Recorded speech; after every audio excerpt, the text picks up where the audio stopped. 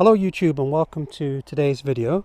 Today we're taking a closer look at the 2015 i30 Auto Diesel, a car that's been praised for its reliability, efficiency and value. We're going to see what makes this hatchback a popular choice in the UK.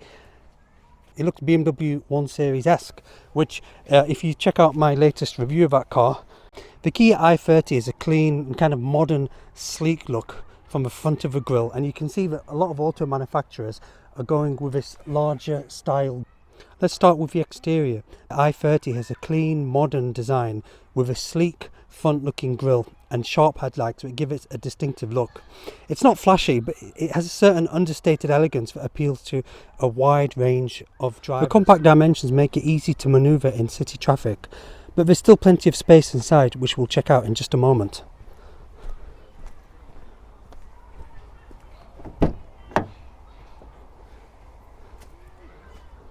So this is a view from inside the driver cockpit. It's got airbags on the side, and we get in.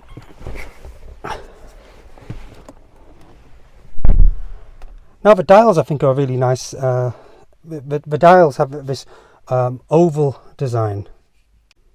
The dials are recessed, which I like this. I think it's a nice style affectation. So you have the rev counter there and the speedometer there. You've got multi-function steering wheel, so it's just cruise control and volume for the stereo. It's got physical buttons, which I do like. So volume control here, all the dials. It's got like that. So you can see here from the design, it's got physical buttons, which I think is a nice touch. As a lot of cars now are going for a touch screen, which I think is just ridiculous. It's got a nice knurling here on the side, on this dial here. So it's got a nice feel and a nice weight to it. It's got the air vents there for the driver and for the passenger. It's got, obviously this being the automatic, gear selector there with a button at the top which you press before selecting either reverse, neutral or drive. It's got physical handbrake, cup holder here, armrest. Okay, so under the bonnet this has a 1.6 litre 4-cylinder diesel engine, which is known for its excellent fuel economy and produces around 109 horsepower. So that might not sound like much, but you know, for everyday driving I think it's more than adequate, also given the size of the car. And it is quite economical as well. So I'm 5'11", and you can see that I've got actually quite a lot of headroom.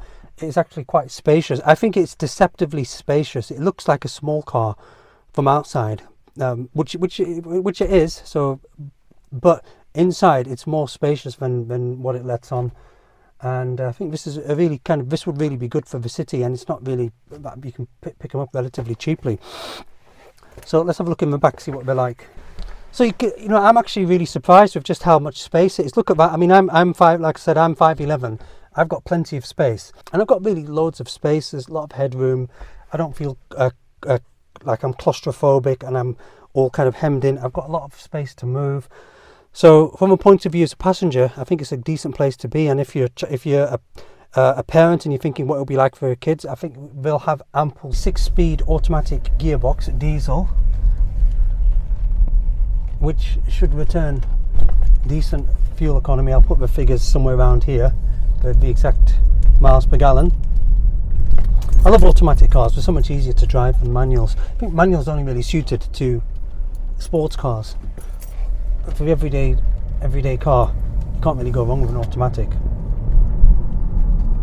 So it picks up speed quite nice. It seems quite responsive so far from initial first impressions. The steering wheel is actually a nice size. It's not too big, not too small.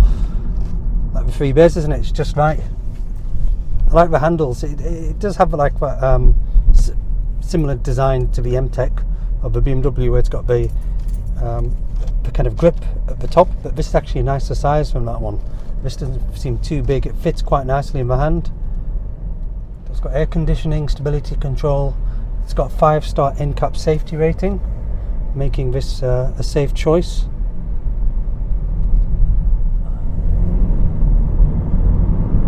That's not bad.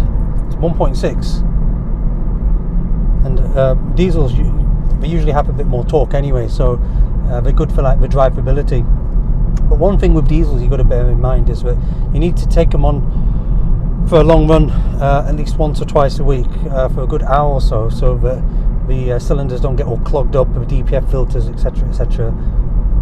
Don't start to cause issues. But being a 1.6, it's not so small like a 1.2 that it doesn't have any power, but it's not so big like a 2.5 or 3 litre where it's going to be a bit more thirsty to run. So I think you've got a good balance there, a good compromise for economy. It's front wheel drive, so for majority of drivers this is a good thing. It will be, as it will just understeer, so it'll be easy to control in adverse weather.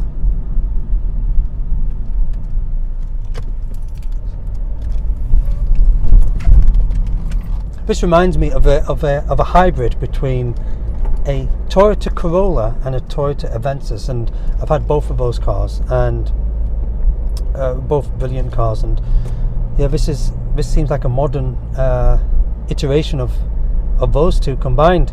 You've got the stylish dash, where you've got like the recessed dials of the speedometer and rev counter. You've got trip computer at the front, which is electronic.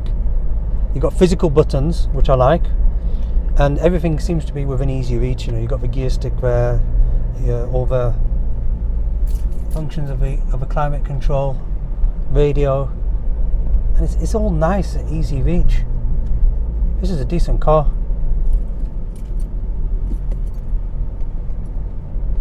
Let's see how it picks up speed here.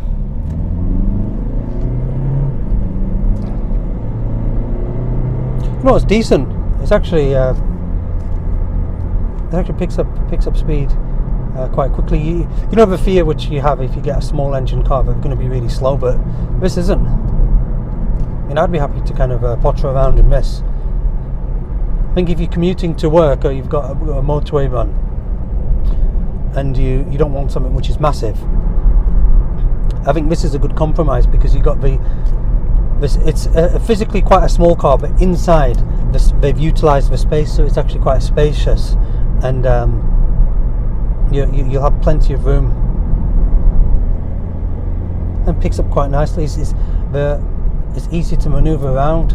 Yeah, so I think this is a sensible choice of car if you're in the market for a practical, spacious, usable car, which is nice to drive, easy to drive, automatic. Will get you good miles per gallon on the motorway, safe with a 5-star NCAP safety rating, plenty of space inside for driver and occupants, decent sized boot, and enough power to kind of keep you going on the road, so you're not going to feel as if you don't have enough power.